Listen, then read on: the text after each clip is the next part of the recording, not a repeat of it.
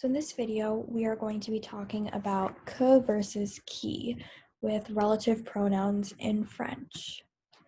So first we're going to start talking about relative pronouns in general and when you would use them. And then we're going to get into the specifics of que and qui and how you would use them. And finally, we'll go over some examples. So relative pronouns and when they are used. So they're the same exact things in English, and those translate to who, which, that, whom, and where. So those are some ways that you can think about relative pronouns. So some examples in sentences would be the girl who we saw yesterday was my friend, and then the dog that I want has brown hair. So they are used to replace a subject, a direct object, an indirect object, or a preposition in a sentence. And so like I said before, in French, relative pronouns are the exact same thing.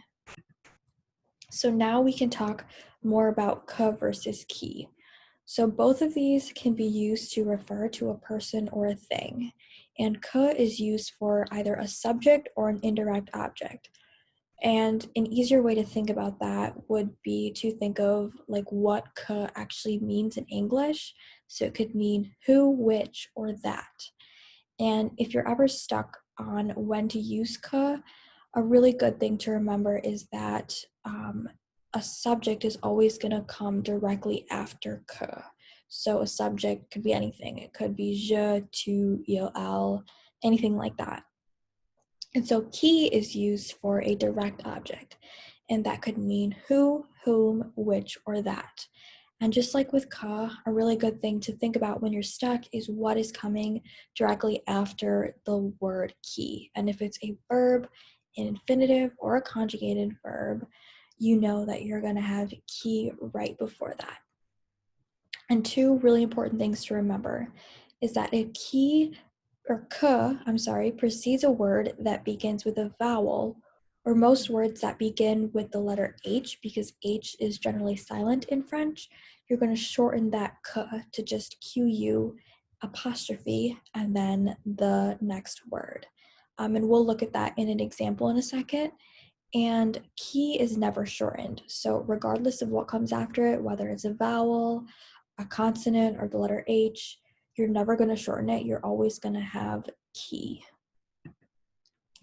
So now we can talk about some examples. So, mon ami qui aime jouer au basket a 18 ans.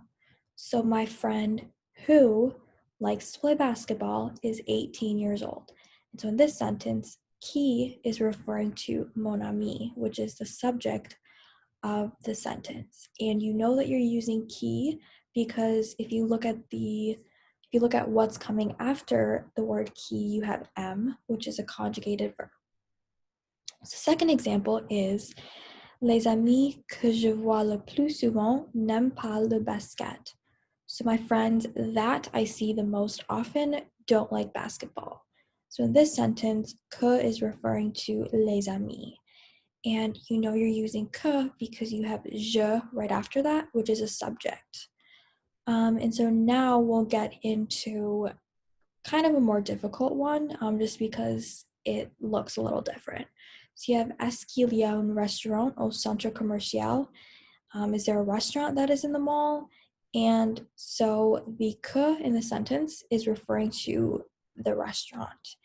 And because you have il, which is a subject, and I, which is a vowel, you have QU apostrophe, so that que is shortened.